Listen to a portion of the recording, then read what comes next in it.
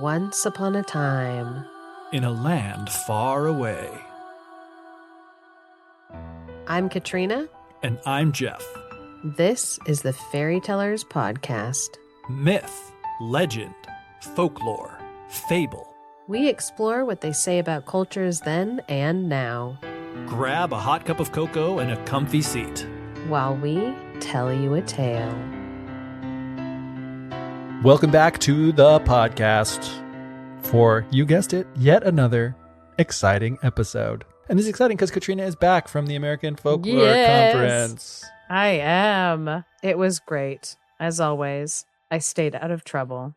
That's the sign of a successful conference visit. Mm-hmm. It was really good. It was awesome. I got to talk to a lot of super fascinating, super interesting people who have great, brilliant thoughts. I also got to hang out with some people who are very brilliant in their own right, and we didn't talk about anything brilliant at all. And that is also great. I love when you're telling me stories about how you will walk up to someone and be like, just get into an elevator with somebody and be like, oh, you're blah, blah, blah, blah, blah. I really liked your book. And they're just shocked that you knew them by sight, like a stranger, Yes. Knew them by sight and knew their work. I'm like, I love it. That is one of the joys, is being able to see people whose books that I have read and deeply enjoyed. And then I get to talk to them about it. And the fact that, they're surprised that I care. And I'm speaking of which, I saw Michael Dillon Foster, listened to his panel, our favorite yokai expert. Yeah. But I didn't talk to him at all this conference. We Shame. kept missing each other. It is a shame. I mean, I didn't have anything new to tell him about my love and appreciation for his work. But yeah, he actually, so I'm quick. This will probably stay in the podcast. The panel that he was speaking on, the subject he was speaking on was monsters, specifically what makes a monster and what makes a god, and how those line when it comes to things like yokai. Mm-hmm. It very much is dependent on the person that he's talking to at that time's views on that specific yokai. And he was trying to introduce new terminology for ethnographers talking about monsters, gods, spirits, supernatural, things that didn't fall totally into one category. So again, brilliant man, very interesting, important work, because when folklorists are trying to put things into categories, also identifying when categories don't work, or where the category starts to break down and is funny, where things are not black and white, but where there's gradient bleeding into some other color entirely. So fascinating. That is discussion. really interesting. Yeah, because I remember that from his book talking about yokai. That's what that idea of what's a kami, what's a yokai, and different people will talk about the exact same thing as one, and the other people talk about the exact same thing as it being the other. So sad I didn't get to go to the panel. I know. I hope next year you'll come to the American Folklore Society Conference, which when I was telling people in my life that I was gonna be gone for the week doing the American Folklore Conference, they were like, "Ooh, what is that? Is that a Comic-Con type of a thing?" It's no, it's an academic conference for boring people. That's so funny. They could rebrand it. They should rebrand it. Have a cosplay competition. I mean, no, there's people in the folklore community that would love to do some cosplay. I think that the Comic-Con equivalent for folklore would probably be, I'm listen, Comic-Con is folklore, but beside that, I think it's the Smithsonian every year puts on a folklife festival, huge folklife festival in Washington, D.C. that I keep wanting to go to. But yeah, when are we going? Yeah, next year. 2026, baby. 2026. Smithsonian Folklife, if there's a budget for it. If the government... We'll see what happens. But I think that that's the equivalent, where they have a bunch of different booths of people all from around the country, folks singing, handicraft, like material culture, because I tell people like this, the main focus of our podcast is tales, the folk tales and fairy tales, the narratives, legends, things like that are like story form, but there's so much more to folklore. And that's one really fun thing about going to the American Folklore Society conference, is listening to people's work on other subjects within the discipline. Mm-hmm.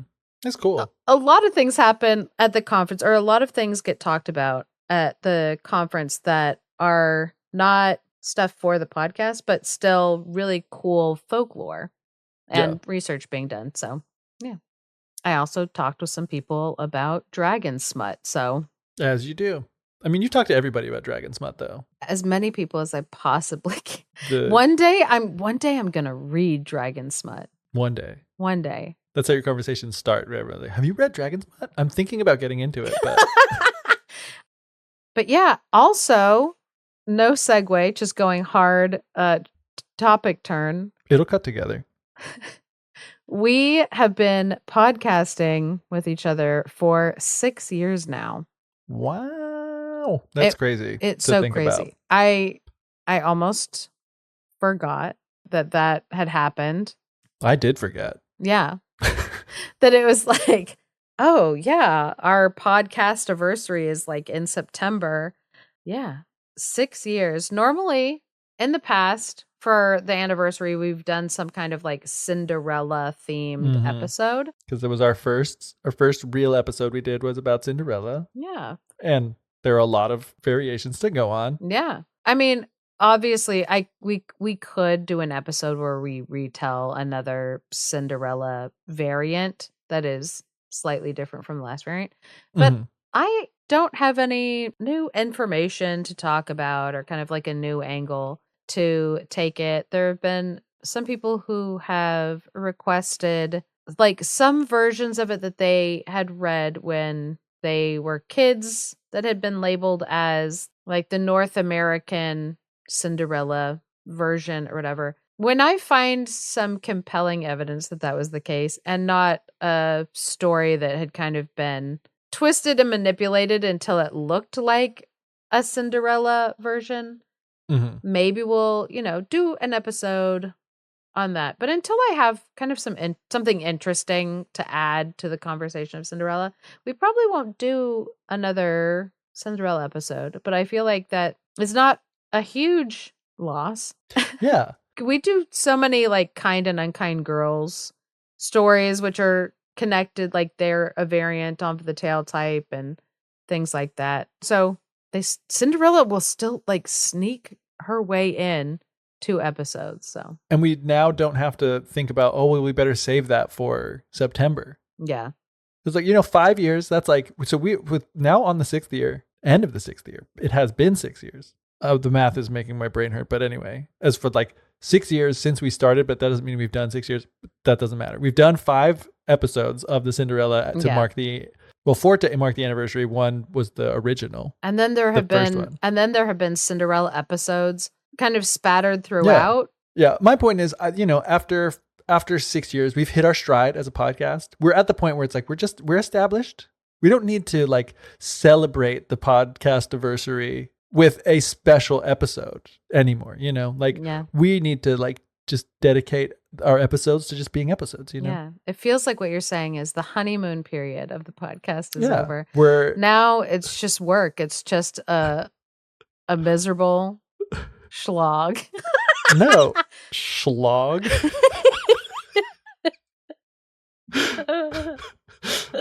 Okay. Is slog not a word? I don't know. I mean, slog. And then slog, I do like it. It emotes the feeling of a slog even better than just like it's like a more extreme version of a slog. It's not just a slog; it is a slog. Maybe that's why it makes sense to me as a word in my head, is because it makes more sense of the feeling that it sounds like when I say it, and also because there's a word shlong, which is also a slog to get through. You know what else shows that we are established as a podcast, Katrina? Our reviews? Yes. Sorry, I was like, I didn't quite realize. Then I was like, oh, he's trying to do a segue. He's segueing into something, but what? Our reviews. We don't get as many reviews as often as we used to, but we did get a new one, and it somehow slipped under the radar. It was all the way back in July, on July 28th. This is a review from Apple Podcasts, which is the only place that I now know where to find written reviews, which was actually the only place that I've ever known. But like, apparently, I keep saying this, and it's probably wrong. Spotify reviews are a thing. I don't know if they actually have text reviews or not, but I know apparently we have a decent rating on Spotify. Yeah. But people can write things in the ones that they leave on Apple Podcasts. And when they do, I like to read them on the podcast. So Nika Chica, 1813, excellent year. I assume that's not your birth year, because otherwise you'd be a vampire or something. On July 28th, gives a 5-star review and said, title, most flattering thing that we can hear as podcasters, this is my favorite podcast. Aww. I was like, oh my gosh, like to be a podcast that people occasionally listen to is just like more than I can handle in like amazingness to me, you know? Yeah. But for someone to be like, it is my favorite podcast, is like, I am honored. I'm very grateful. But it makes sense why this is her favorite podcast, because she goes on to say, I'm assuming it's a chica's, Nika Chica. I know a little bit of Spanish, only a little bit. I've been obsessed with fairy tales and retelling for decades. This podcast, which I've listened to for years, is my absolute favorite. Aww. 20 out of 10, no notes. So we not only doubled the top score, but also don't have any notes on how we can improve. Because what's better than doubling it? Nothing. So Nika Chica 1813, thank you so much for the excellent review. And for you who is listening, and this is also your favorite podcast, please leave us a 5-star review on Apple Podcasts or on Spotify. And if you leave it on Apple Podcasts, I will be able to find it in several months and read it aloud on our podcast, so you can hear your words coming out of my mouth. Everyone's dream. Yep. That is everybody's dream. And with that, whose words are going to come out of my mouth while we are retelling tales today? So I am super excited about this episode because of course it's another exciting episode. Yes. And it's going to be just a super silly one. We're diving into the ATU types. At the conference, when you go and you pick up your name badge, there's also usually some of like little fun tags that you can add to the bottom of your name tag. Are they like ribbons and like there's stickers that go on it? Yes. Man, I went to a conference recently and that was the first time I'd seen that, where it's like first time attendee and like, different things so people can say it. And they had ones where like, they were really funny. I can't remember what they said, but it's like likes to talk to people, or like is happy to talk, but is also happy to be quiet. And like, if you leave them alone, they'll actually be like even happier. But if you want to talk, you can. Hilarious. Or, it wasn't really that, but it was something like, it was like really funnily where it was like, that's a cool idea. I like that a lot. Yeah. Cause it's like some of them, it's like serious ones where it's just saying like volunteer, speaker, forum leader, like the different, like where you pick them up if you are like a person, one of those things, who is somebody. Yeah. So you kind of get to have like a ribbon if you are participating in some way that they want to recognize you as like a person who like participates. And then there are also people who are in charge of some of like the different like sections. So one of the sections is the like folklore and fairy tale section. Ooh. And they will have some of their own ribbons that they've made for fun. Like that that it's not to say like, oh, this person is a distinguished fellow of the society of blah, blah, blah. Yeah. Which, to be fair, my fun conference also had the official ones. Yeah, like no, too. I believe. But then it's nice to have like the fun ones too for people who are like, who like to have fun. Yeah. I guess, and also it does serve the purpose of getting people to actually read those like ribbons. That way, if you are a person who is volunteering, you do get recognized because somebody is actually looking to see if you have any of the fun ones.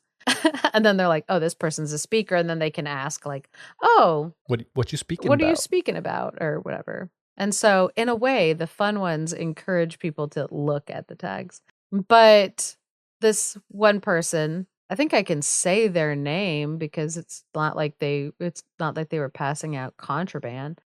Dr.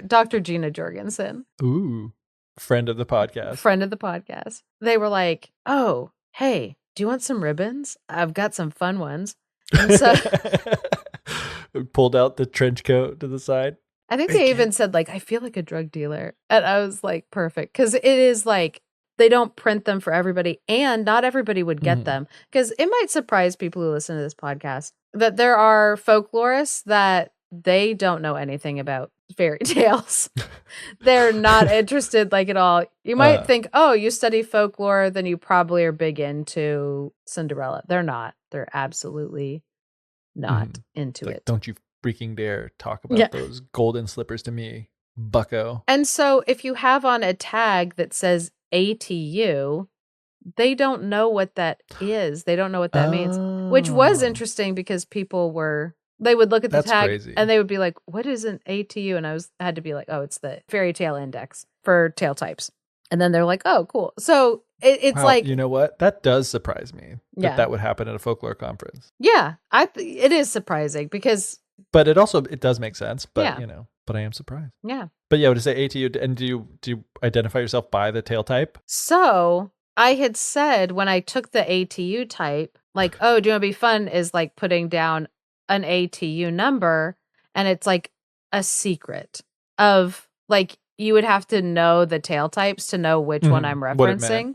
Yeah. Or like look it up real quick. But, yeah. And so I was like, I'm gonna have to think about like what I'm gonna write on here on my ATU, because I could just get a Sharpie and like write a number on it so that it's not just ATU, but it's like something else. Yeah. So you did ATU 42069. So close. So I then walked over to where Folkwise was doing a live stream on their Twitch. They were doing a live stream almost like throughout the entirety of the conference. And so people were switching in and out who was like sitting there. And so I walked over there and they needed somebody like in the chair watching while Dom was playing. And I was like, well, I don't know what I would talk about. I'm thinking a bunch of thoughts. I'm probably just going to be saying a bunch of nonsense. And they were like, perfect. That's exactly what Twitch is. So they were like, sit down. And so at one point in that conversation, they were like, oh, let's see what's on your tag. What ribbons do you have? And I was like, oh, I have this ATU one. I need to think of like a number to put down. And they're like, oh, what's your favorite ATU number? And I was like, oh, I have no idea. I don't really have like a favorite ATU unless it would be like corpse that died 4 times or something like that. Like the one that was just like, this is like ridiculous. Like of a tail type. And then I said, what I should put down is ATU 6 7. Terrible. Yeah. And they were like, oh, that's hilarious. And we tried to look. They're wrong. We tried to look up what ATU 6 7 was, and we were not finding anything immediately. I thought they were all like 3 numbers or more. Yeah. I don't know why I thought that. Mm-hmm. That's because at first they were like, oh, I don't think there's any that are like under 100. And I didn't have the wherewithal to like go and look it up. So I ended up writing 6 7D. So like 0, like at the end, which is something. Anyway, so got home and looked it up. I don't think there are any 5-digit tail ATU numbers either, like my 1, 2. So, it's fine. Sorry, you went home and looked it up. No. So I went home and I looked it up, and there absolutely is an ATU 6 7. And so we are going to be doing like just straight 6 7, not even 670. There's a 670 as well, but also there's but there is an ATU 6 7. That's crazy. It's part of the animal tales section. So yeah, I went home and I looked it up and I was like, guess what? We're going to be annoying, which it was funny because my husband at the same time that I went to the American Folklore Society conference, he had to chaperone a 7th grade camping field trip. And he got home and he was like, he saw my tag that said ATU 6 7 on it. And he just like passed out. Yeah. He's like, not anymore. He was like, it's not funny. I can't even deal. I hope I never see another 7th grader again for as long as I live. Which I was like, hilarious, because our kids still live in the house. Here's the cruel thing about 6 7 to me is that like 6 and 7 appear together so often because they come right after each other. You're like 5, 6, 7, 6, 7. It's also, it's the last 2 digits of my phone number. I hope I don't dox myself right now. But yeah, it's the last 2 digits of my phone number. So now every time I'm like shopping somewhere, whatever, like somebody asks for my phone number, I'm like filling it out. I'm like saying it, and then I get to the end and I go 6-7. Half the time, the person doesn't acknowledge. They don't say anything. They don't know, and then sometimes I get just a full groan out of somebody just to like. You're like, I didn't make it be my phone number. Yeah. It's not like my phone number is 555-6767. Yeah. But the way that I say it is groan worthy. Oh, so you go. I say the like 6 7 5 6 7. Yeah. Now we've got 4 digits of your phone number. Because I just did 5 as okay, as part that's not real. That was a real. good. I mean, it is real, but by saying it's not real, that's like a good. People won't suspect. Like, oh, no, it's not the real one, so it can't be that. Yeah, it can't be that. It has to be anything but that. Yeah. Mini side old man grumpy rant about 6-7. Here's the thing that I don't like about it is like the humor of that is that like I recognize that that's a thing. And look, I don't like to identify myself by generations because I think that those generational labels are like kind of dumb. Yeah. Because in the same way, it's like, oh, like everyone that was born in July of 1987 is the year of that was the year. I was mixing up my horoscopes. I was combining like like the Eastern horoscopes so everyone born like in the month of July is like a Cancer or a Leo. Yeah. It's like everyone born within a 20-year time period is the same in these like certain ways. It's like, but anyway, rant within rant over. As a millennial, there are some things that it's like reference humor is like part of it, like quoting a movie or whatever. Yeah. But I feel like with that and other things, it's like, it's not just that you're saying the quote from the movie. Which, to be fair, I like will have that happen. We happen to have it happen all the time where someone will say something and we'll start singing a song and be like, that reminds me of the song. And that's basically like reference.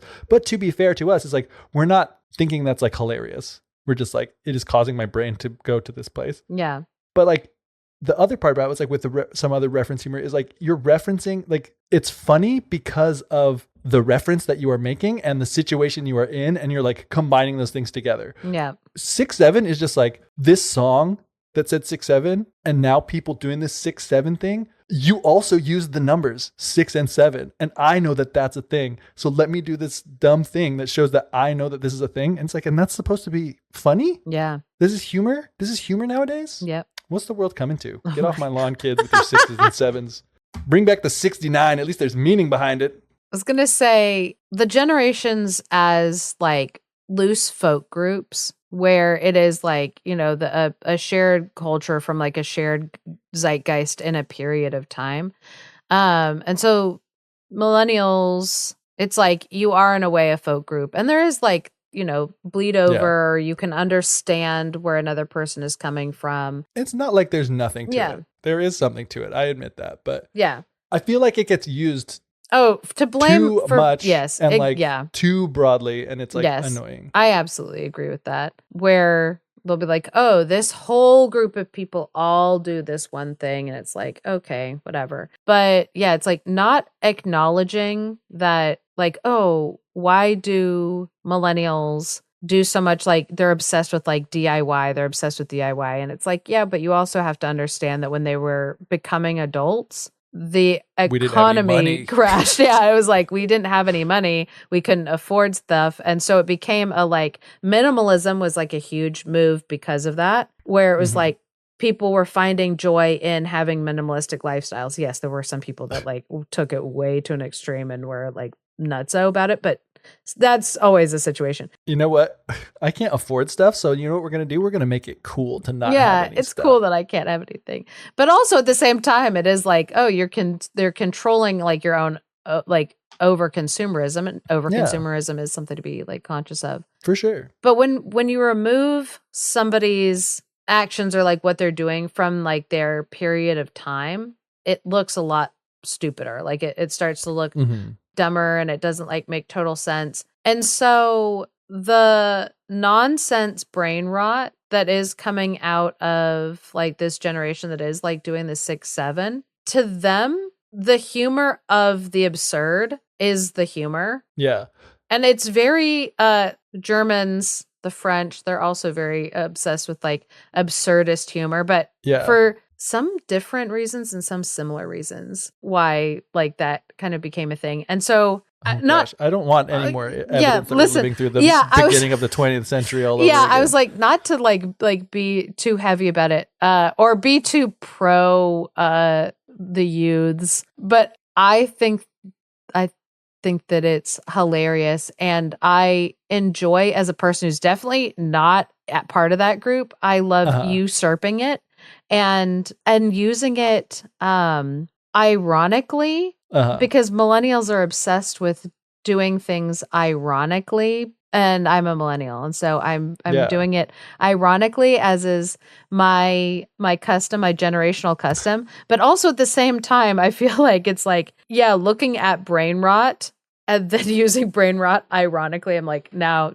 it's getting even more absurd. Yeah, there is. So I'm a fan of kind of some of the absurdist humor. I would not consider 6 7 is like beyond absurd brain rot to me, but like comedic masterpiece of like John Pork and like, I can't remember his name, like somebody cheese. You know these characters? John Pork sounds familiar to me. Yeah. Anyway, I don't want to go into it now because I'm not super familiar with the lore, but I'm like, I think it's because I just recently Googled John Pork, and then I was like, what is this brain rot that I'm looking at? It is absurdist. It is brain rot, but it is actually like, I don't know what makes it funny in a way that 6 7 is not funny to me, but there is something there. You know what I mean? Like there's a lot of this like absurdist humor. There's like, and I would say maybe it's not even brain rot. I think that's a difference. Like brain rot, blah. Well, no, because I like the Italian brain rot. I do think that's funny. But it's like there's the absurdist humor that's like that there is something absurd about it, but there is still something there that's funny, even though it's so absurd. Yeah. Like, and some of the absurdity is like some of the thing, but also like it's taking it seriously. Yeah. This like really absurd thing, like a man named John Pork and like the crazy, situation that's going on. So I think comparing 6 7 to something, the thing it reminds me of the most, I know like I've heard a lot of people comparing it to numbers where they're like, oh, our generation had 69 and like 420. But it's not and like that's fair because it's numbers. The thing it reminds me the most of is weather. Because it was like people were just saying it to say it. It was like an earworm that had happened. Yeah. I can't remember if it was like it happened like if a sports figure said it on TV first or if it was in a commercial first. It was a Super Bowl first. commercial, Yeah. I'm pretty sure. And that was dumb. Yeah, and then everybody would just weather. Like there were whole like SNL skits where it was like the whole thing I feel like there was like a part of the movie Scream where the like scary movie, that's what it was, that was like make it parody. Was parodying that too, where it was just because people would just say what's up and then do it non-stop over and over and just thought it was funny. And our teachers in 7th, 8th, 9th grade were sick of it. Yeah. Because as they should have been. Yeah, because like some dude would walk into the class right in the morning and be like, "What up?" And then his friends would be like, "What up?" And then everybody, "What up?" And then they would laugh thinking it was like, "We're so funny." And the teacher would be like, "Just stop." And they're like, "Oh my gosh, you're so like, oh, chill out, bro." Or whatever they would say. But it was like that same type of an attitude. And so 6 7 reminds me of that, of just like 6 7, but at least "was up" was a greeting, I guess, in that way. Yeah. That's true. In the sense, here's I wanted to move on, but I can't. Yep. Because like, and I did it. Our whole subject today is 6 7. The thing that makes 6 7 worse is like you said, it is the bare minimum of like, oh, at least it's a greeting. But at least it's a greeting and not like something that just like interrupts in the middle. Like you're in the middle of something, in the middle of giving your phone number, and you're like blah blah blah 6 7, and then like 6 7. It's like, oh my gosh, you're just interrupting because I said the word 6 and 7. Like with "was up," it's like you would say that as like a greeting, and it would be really annoying. But it's like it's a way of greeting each other. It's like fulfilling a purpose. Yeah. It's not literally inserting itself into the middle of like what I'm trying to do. Yeah. And like disrupting my life. But I am dying to know what ATU 6 7 is. I purposely went to this website. I have not scrolled down. I'm delighted that ATU 1 is theft of a fish. Yeah. So I haven't done a whole lot of research into like what went into the classification system. Mm-hmm. Tail types 1 through like 299 are classified under animal tales. But it seems like these early ones are Aesop Fables. or things that are adjacent to Aesop Fables. But I haven't done a whole lot of research into if that is what is going on. But ATU 6-7 is 6-7. Thank you. Is fox in the swollen river, or drowning fox pretends to be swimming. And I instantly was like, oh, I know exactly which Aesop fable they're talking about, because people might remember famously, we used to do Fifth Friday Fable Fest, and I would read a lot of the fables to like pick out which ones were kind of, the best ones, or how to like lump them together for a theme.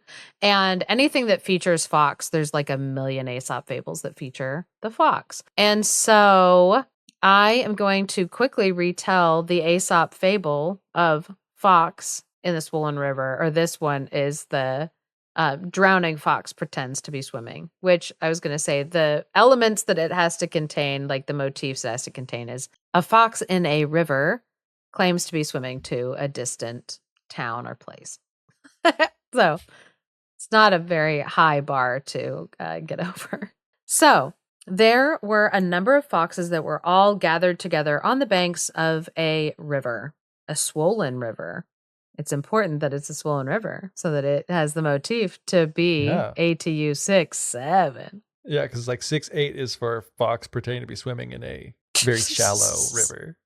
That's why there are so many ATU types. Yeah. Did you know that there is not an ATU type that I've been able to find that's 69? Yeah. It's too bad. What a shame.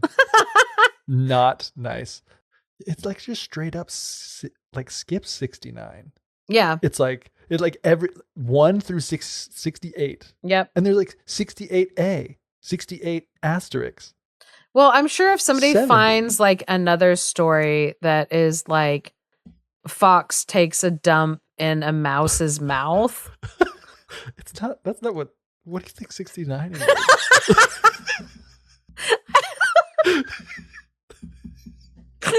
I wasn't even thinking about how to make it match the number. I just was trying to think of like another fox related tale that would like, that they would be like, oh, luckily there's a number here that's still available for us to use. That's like hilarious. You're like, what do you think 69 is?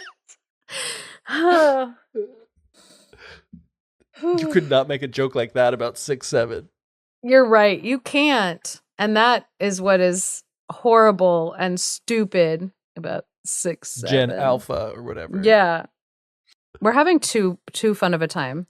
Too fun. I'll go back. Anyway, number of foxes. So like a group of foxes standing on the bank of a swollen river, wanting to get a drink, but they were looking at the water and they're like, the water is going way too fast and it's looking really deep and dangerous. So we probably shouldn't get water out of this river. But they were standing near the edge trying to encourage each other, like not to be afraid and to like, maybe somebody will try it out.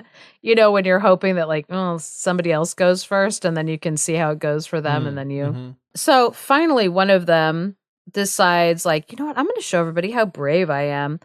And he says, I'm not a bit frightened. See, I'll step right into the water.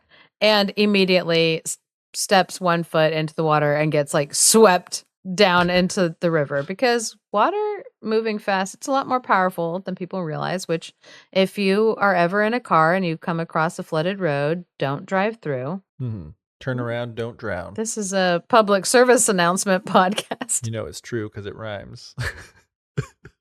Love it. So he is swept off his feet going downstream, and when the others like saw him getting like carried off downstream, they started shouting to him, don't go and leave us, come back and show us where we too can drink with safety.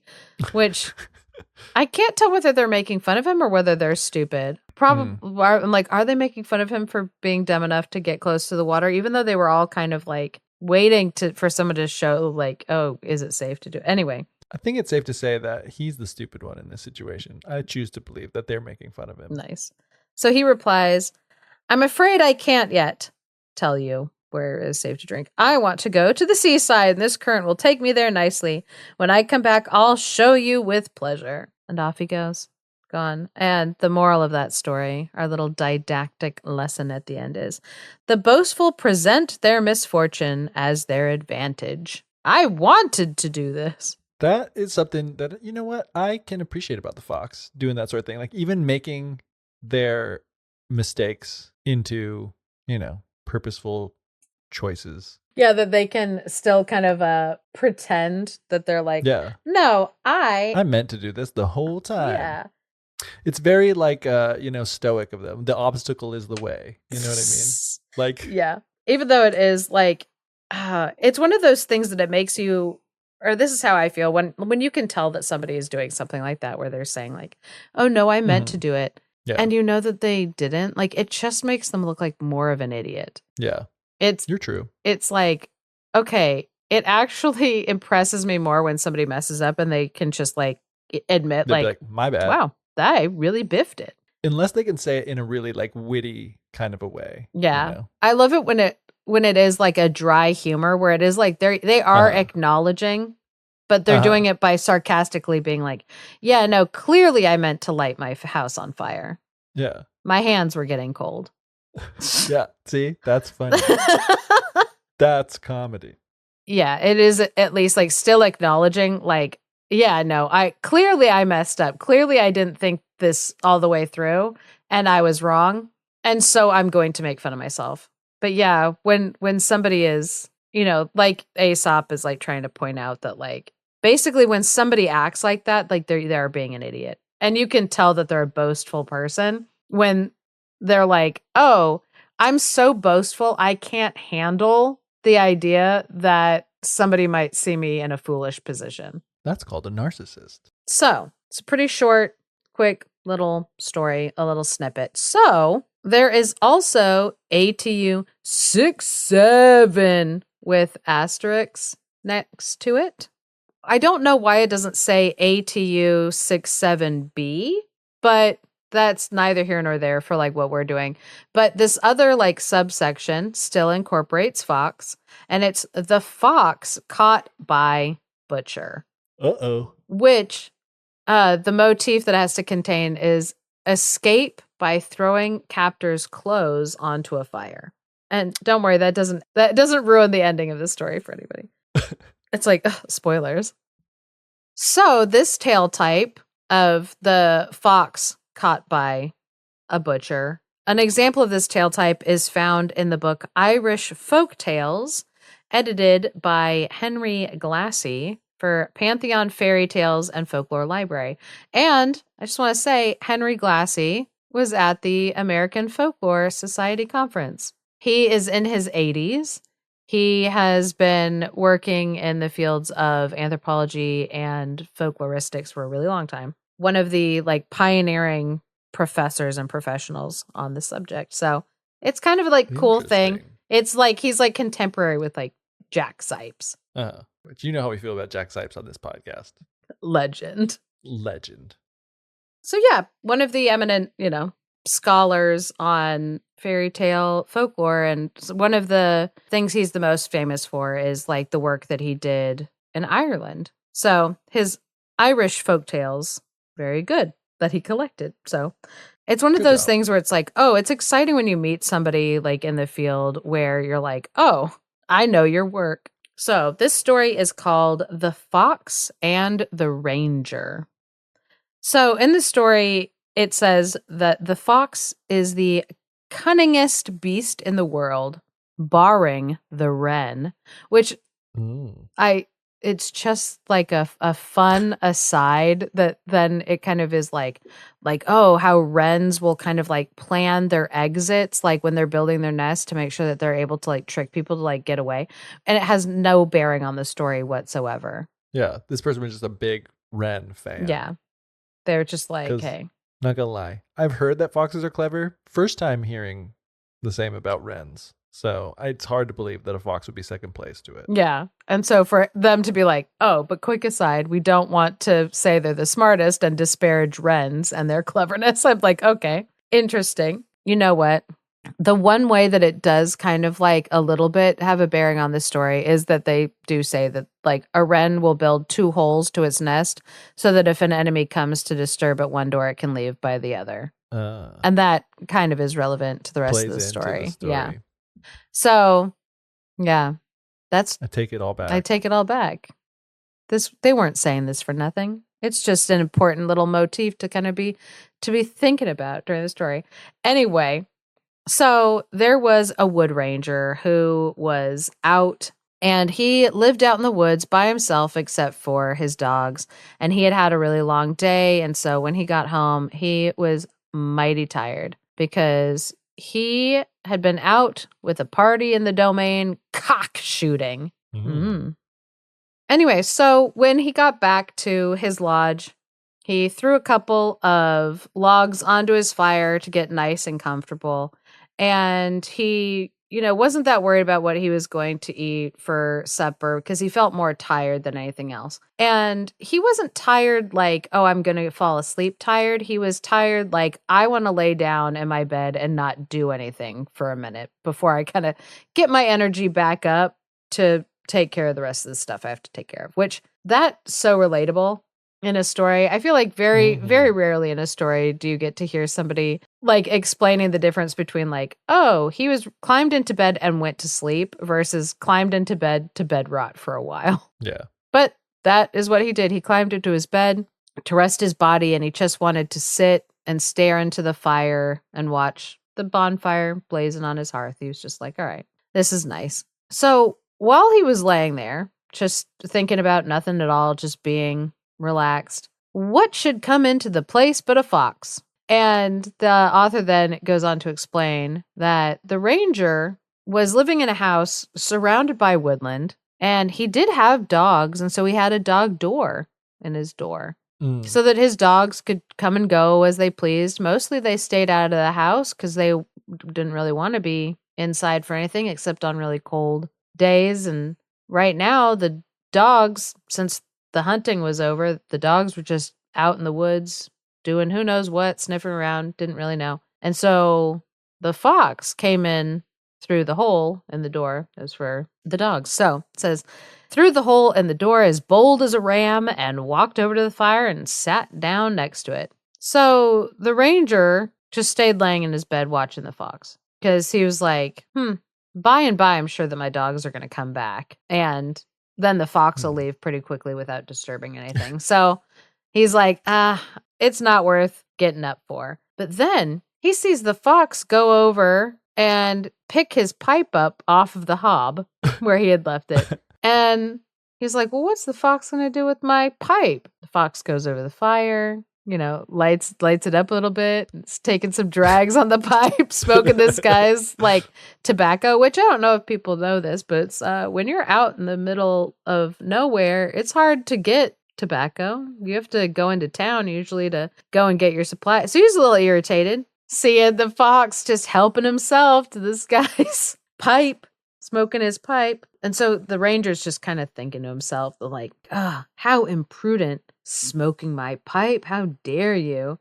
If I had my gun convenient to me, it's fire and smoke of another sort, and what you wouldn't bargain for, I'd give you. So yeah, thinking to himself, oh, you like fire and smoke, smoking on my pipe? I wish I had my gun, because then I'd show you some fire and smoke.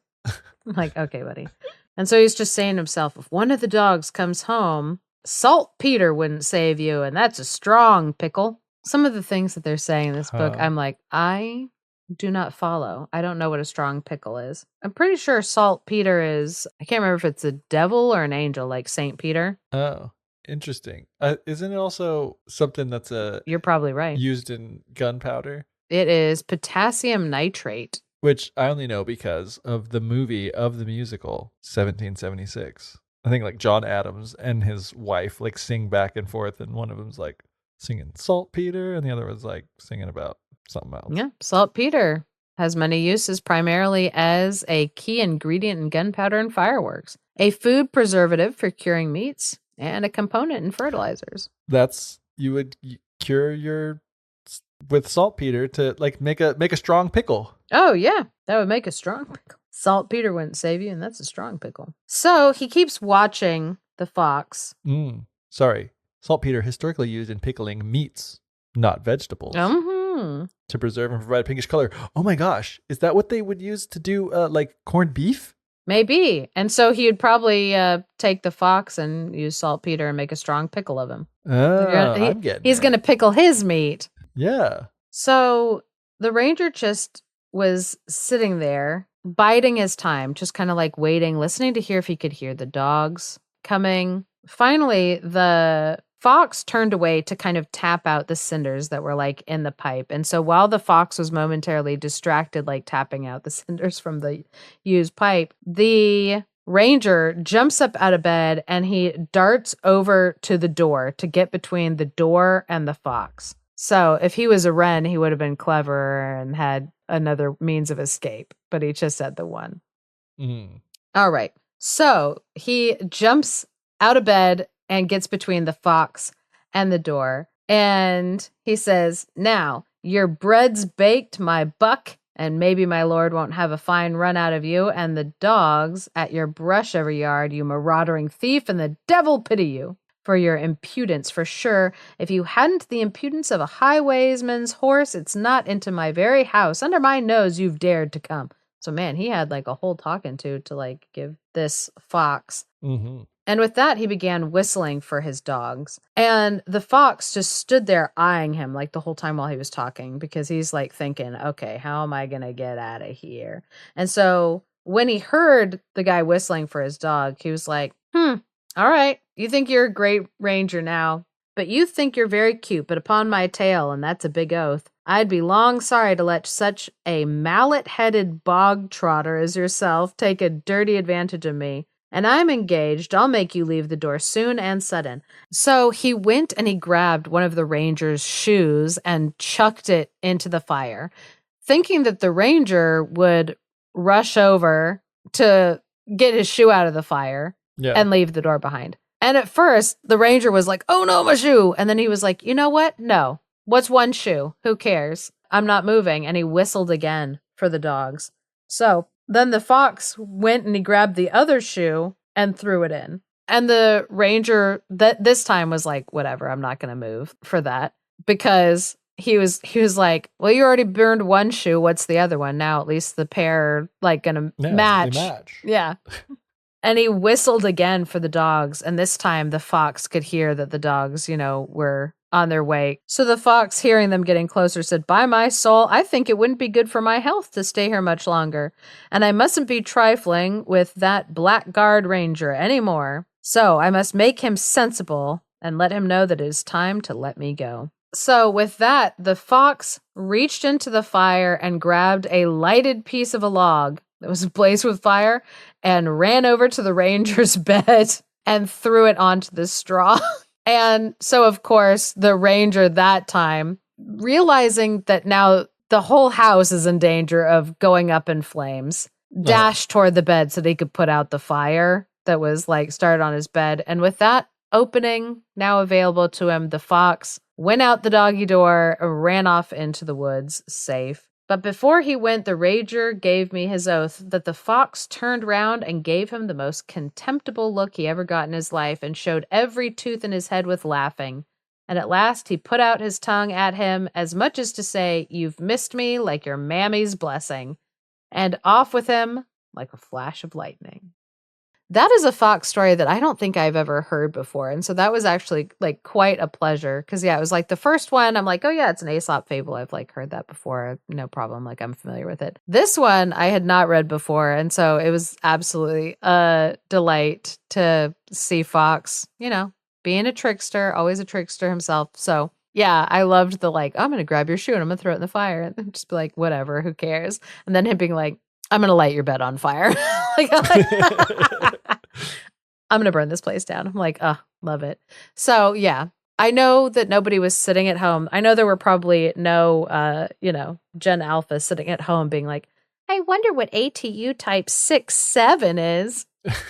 But now you know. And as an added bonus, because on my little tag, I had ended up putting 670. When we looked that one up, and they were like, oh, there's a 670 that's available. And so that is in the section Tales of Magic under Tales of Magic, Supernatural Power or Knowledge. And so 670 is Man Who Understands Animal Language. So we have had an example of this story before. It is in the frame narrative of the Arabian Nights. Oh. The Shahrazad's father, the vizier, he tells her this story as a way to say, don't disobey your father or I'll beat the crap out of you. Is basically like what he's trying to say.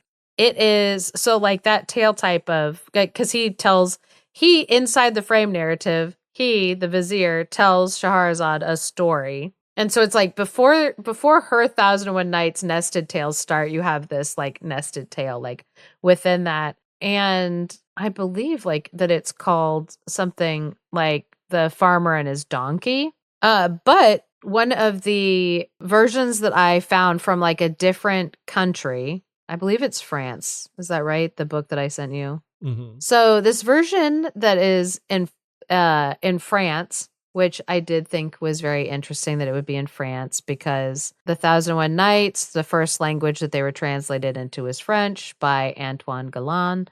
And so it made sense to me that like, okay, that there's like a variant found in France of this story because that tale, we covered this in like the episode where we talked about the frame narrative to the 1001 Nights, but that tale itself is like one of the oldest tale in all of like the 1001 Nights because I believe it goes back to like the Panchatantra. And so it makes sense that like there's variants all over the place, but also that there's one in France. But this one in France also gives a little backstory of like how the guy could even hear animals talking. So I thought it'd be fun, even though we've seen this tale type before, this one from France has a little more information. So yeah, again, ATU type 670, Man Who Understands Animal Languages. This story is called The Shepherd and the Snake. And whatever book you got this from and sent it to me, did you see what number of like tale it was in the list? No, I didn't. Of tales in the book? 69. Oh. So close, but also wasn't 68. So it's like perfect. Okay. Once there was a shepherd who took his sheep to graze in the meadows. And so on his way to the meadows where he was taking his sheep to graze, he came across a fire. And a little while later, he suddenly heard a whistle. And so he was trying to find where that whistling sound was coming from. And as he was looking around to find where the whistling is coming from, he saw a snake, a large snake that was burning. The snake was on fire. I'm like, how is it whistling? I'm scared. the steam escaping. Yeah, that's what I thought. Not the case. Doesn't seem like, because the shepherd leaps into action, grabs the snake and pulls it out of the fire. And once the snake was out of the fire, he said to the shepherd, I'm a magician's son. So if you come to my father's going to be really glad that you saved me, that you saved my life, and he's going to reward you most generously, sir. And the shepherd's like, oh, that like sounds great and all, but like I have to look after my sheep. And the snake is like, don't worry about the sheep. Let's go. He'll offer you a pile of gold, a pile of silver, and a little box of notes, but don't take them because they will all turn into coal. But what you should do is you should answer him thusly by saying, if you want to reward me, my wish is that I will learn the language of the animals. It's like, okay. Very specific instructions. So the snake and the shepherd. Oh, because I was about to say, well, that's really like an interesting thing to request when he's already having a conversation with a snake. I forgot he's a magician's son, so he's probably like a human most of the time. Yeah, and it doesn't say that he turned like back into the human. Yeah, I did think about this. I was like, is this magician's son a snake? Is it a human that can turn into a shape? I mean, a snake. Yeah, the shape of a snake. I also was thinking, like the snake can speak to humans. It doesn't mean that this shepherd can speak to animals. You know what I mean? By way of being a magician's son. It works in whatever way you interpret it among those. Maybe not whatever way. But anyway, the two are going along the road, slithering or walking, or one slithering, one walking, who knows. And they reach the magician's house, and the son explains to him what happened. He was like, there was a fire. The shepherd pulled me out. You have to reward him because he saved my life, and those are the rules. Yep. And so the magician's like, what? The shepherd saved the life of my son? And so he's like, here, come, I want to reward you. Here is this room where there's a giant heap of gold, a giant heap of silver, and a heap of small change, which I'm like, at the point that you pointed out a heap of gold and a heap of silver, I think like the small change is small change. Yeah, you don't need to even mention it. It's like, oh, whatever. You're like, oh, you should mention it by least impressive first. That way, when you get to small change, it doesn't sound so bad. Yeah. But it's going to turn to coal anyway, so what does he care? The shepherd's like, oh, no, I don't want any of that. And so the magician's like, well, what am I supposed to do? Don't you want a reward? Which I was a little confused because the snake said silver, gold, silver, and a little box of notes. Oh, notes being like cash money. Money? Yeah, but it's like, yeah, it's whatever. A heap meaning a lot. I'm just getting too literal with it. I'm sorry. You're all right. Anyway, so the magician offers him these things and he denied them. And the magician's like, how am I supposed to repay you then? And the magician, following the snake son's instructions, says, well, if you want to give me a reward, then teach me the language of the animals. And so the magician's like, okay, I will. I'll teach you. But if you reveal this secret, then you are as good as dead. So you have to take the secret of the language of the animals to your grave. So the shepherd agrees. He's like, okay, fine. I will not talk about it. First rule of Talking to Animals Club is you do not talk about Talking to Animals Club. And so off he went. And the shepherd left. Goodbye, it says. I don't know why it's twice. That just tickled me. And so the shepherd went off to join his sheep and ran far, far away. And at last he got a little tired and decided to lay down under a tree. And as he's laying down under this tree, there was a crow who came by, known to be very smart, these corvids, but not as smart as foxes or wrens. Mm-hmm, yeah, if we have to rank all of them, yeah. Yeah, wren, fox, crow. That's how it stands thus far, according to the tales in this episode. I do want to say people are going to add us because you said that, because they're going to be like, crows are smarter than everybody. Yeah, the crows have some hardcore fans. Wasn't your wife trying to befriend some She crows? She was like walking. She would go for a walk every morning. She had a bag of raw peanuts. Raw nuts. That she would like scatter around for the crows to eat. And like they started to trust her. She believed in her heart that, quote, the crows are talking about me. They probably to one another. They probably were, yeah. Like, I don't think she's crazy. I didn't say she was crazy. And you better never say it. So this crow says, as he's turning toward the shepherd, not knowing that the shepherd can speak the language of the animals, you sleep now, but if you knew what treasure lies buried here under this chestnut tree, you wouldn't sleep. It's like, oh, ominous. So of course, the shepherd, no sooner than after hearing this, gets up, leaves his ewes. So we learn that they're not just, sheep. They're female sheep. Because this is an animal husbandry podcast. Absolutely. Left his ewes to rest with their lambs, and he went home. Didn't go straight to the tree, but he went home, got a pickaxe, and then came back with the pickaxe, goes back to the chestnut tree that the crow pointed out, which I'm like, why was the crow doing that to this person he thought was sleeping? Like, crows, this is why they're third most smart. Like a real smart, a fox and a wren would never, even like in like mocking someone else, like just give out the location of hidden buried treasure. They would know enough. They're clever enough to keep that secret to themselves. Crows always got to be acting superior to other people by telling them things that they don't know while they're sleeping. In their defense, they probably had never come across a human who had gotten the power to talk to animals from a magician before. So they just assumed, oh, here's just another dumb human flopping around through life, not realizing what they're like on top of. Yeah, but, a fox and a wren would, just in case. No, I won't let you slander this corvid. I see you're well entrenched in the corvid community. Yeah. And corvid fans go hard. I hear them talking about me.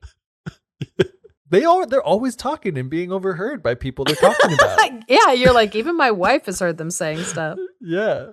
She doesn't even speak animal, but She knows they're She talking knows. about her. Yeah, because that's the thing. Sometimes, have you never had that happen? Like people are speaking in another language around you and like, they're talking about me. They're making fun of me. I just know it. I don't understand the words they're saying, but the vibe comes through. So, similar situation with crows. Anyway, this shepherd starts using the pickaxe there under that chestnut tree, which I heard something crazy, like American chestnut trees are like going extinct or something. But anyway, I think it was from the book The Understory or The Overstory. I digress. He starts digging up gold out from under this chestnut tree. And they're not in America anyway. They're in France where the chestnut trees are doing just fine.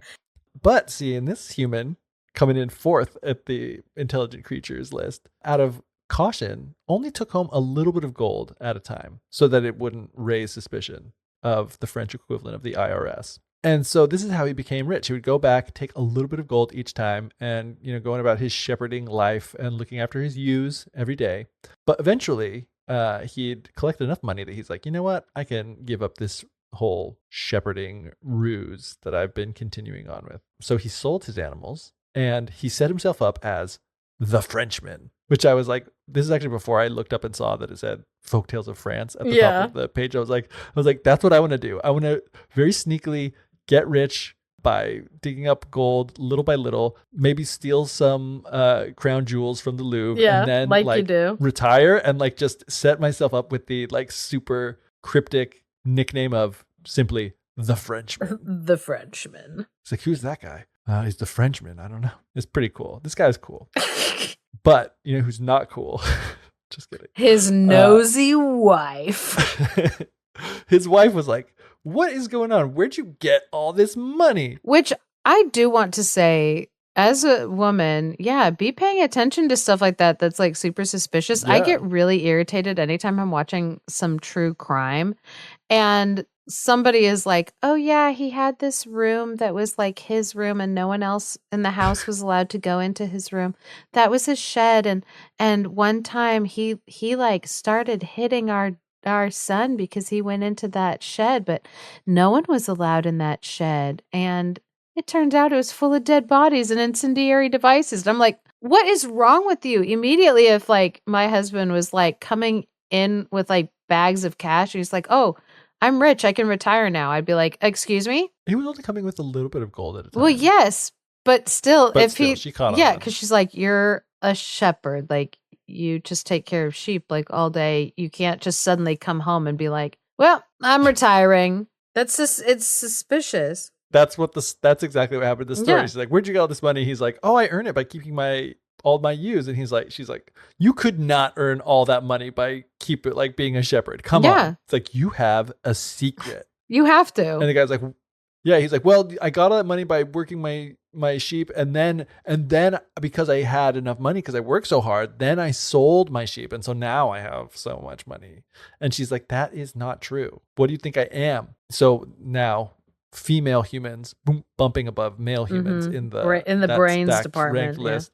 Wrens, foxes, crows, female humans, male humans. Male humans falling down that Thank list you. I will fast. take that pandering and I will use it. That was tailored to this very specific audience of one who's listening to my story. I knew that would go over well. So the wife is like, if you don't tell me where you got this gold, I will not give you one moment's peace. And true to her word, she did not. Says his wife never let him be after that. And she got more and more anxious and she kept on showering him with questions. And finally, the shepherd got so like fed up with it, I guess. He was like, okay, you want to know the secret? You better get my coffin ready because if I tell you, then I'm as good as dead. And then, right then, the shepherd heard the cock in the barnyard scuttling about the hens. And this is where this takes a turn where there's no way I can shape this to pander to you anymore. Oh, yeah. Katrina, you're going to hate this. 100%. And he hears this rooster going around with all the hens saying, cock-a-doodle-doo, cock-a-doodle-doo. And then the dog said to the rooster, he's like, hey, man, cut it out. Can't you read the room? So cock's going below male humans even on the intelligence scale. Our master, the shepherd, is about to die and you're singing, you dumb old rooster. And the rooster's like, hey, listen here, Fido. Our master needs to only do as I do. Look around. Look how many wives I have, and they've given themselves to me. And so the man, hearing the rooster talking to the dog, I don't know if they knew that he could understand them, learned the lesson from the rooster. And he said to himself, you know what? This rooster is giving me a great example. I just have to do the same thing that he does. Yeah. And so, in a rush to the bottom of the intelligence list, the man goes to his wife and says, you want to know the secret? Well, go and get my whip. And so the shepherd takes the whip made of bull's tendons. A very, very important detail. Beating his wife with this whip. Says the blows showering down on her. He hit her as hard as he could, which is not behavior that I can condone in any way, yeah. But he did it anyway. And so he said, hey, now that I've beaten the crap out of you with this bull tendon whip, do you want to know the secret? And she says, no, I've had enough of this beating, and apparently trying to get answers to reasonable questions when your spouse comes home with wealth that you don't know the provenance of. And so from that moment, says they walked together up to the fork and nothing more was said. And then it has like a nice little, coda at the end here where it says, fable, little fable, tell me yours, mine is told. And that is our tale, which took a hard turn there at the end. What was funny was when you got to that point where you were like, and the pandering stops now. There's like not a good way to spin this. I suddenly was remembering that I think I was the one that told the version of this story when we did the 1001 Nights, because I think I was like, yeah, I think this story would come better from me as a woman. I didn't. I'll have to double check and see. Like about a man beating his wife. Yeah, like there are some stories where I will like make sure that I'm the one that tells them because they're less fun when a man is like talking about beating a woman. It's less fun when a man is like making it really funny that a guy is beating his wife. Yeah, I could see that. Yeah, but I do like how you told that story. I thought you did a really good job, especially because obviously when the story was originally written and like being told for like hundreds of years, this like variant, was being told. It was being told for laughs. But we live in a time when it's a lot less. It's not funny to talk about someone beating their wife as hard as they can. Yeah, because there are like other stories by like feminist writers too, like feminists for the 1700s. So like, that like the story will basically end in, ladies, remember if you keep your mouth shut, you're gonna get hit less. And it's like, is that really the moral of the lesson? But unfortunately, like that is like the moral of the story in some tales. And that is like basically like the safest thing that they could say for like a woman to do, which again, information for the time, like it tells of the culture that produced it. So but obviously we hate it, but still fun for us from a safe distance to retell. Yes. But so I hope everybody enjoyed our little trip down the ATU index again. I feel like we have not done an episode in a really long time that's basically, the like ATU index roulette. I was trying to come up with an idea of like how to make dice, like some D&D dice, like 3D print some type of like D&D dice or whatever that are specialty for the ATU index. I was talking with like a friend of mine. We were having trouble coming up with like the concept of like how many sides it would need and whatnot. But still, ATU index roulette is really, really fun because it is like, oh, I wonder what this number is. So I'm glad that we got to do a little bit of playing around with that with ATU 6 7. And if you at home have a number that you would like to have us look up the ATU type and tell stories from, tell us the number and why that number. Maybe it's an angel number.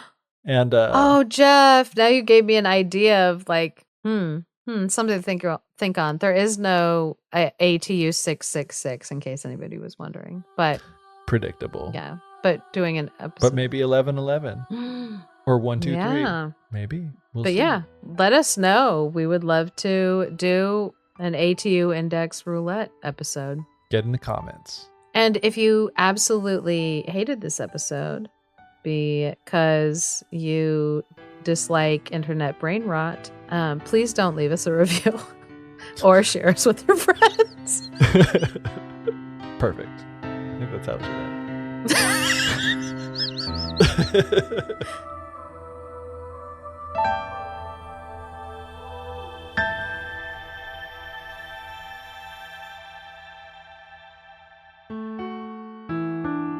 Thank you for listening to The Fairy Tellers. If you enjoy what we're doing, please leave us a review or share us with your friends. For access to exclusive bonus content, consider supporting us on Patreon at patreon.com/thefairytellers. Special thanks to Andy Forey for our music and to Clarice Inch for our artwork. And of course, a big thank you to all our patrons. Without all of you, this show wouldn't be possible. Good stories pay little attention to cultural or linguistic frontiers. The student of story collections find themselves adrift on an ocean of stories, an ocean which is boundless, deep, and ceaseless in motion. Robert Irwin.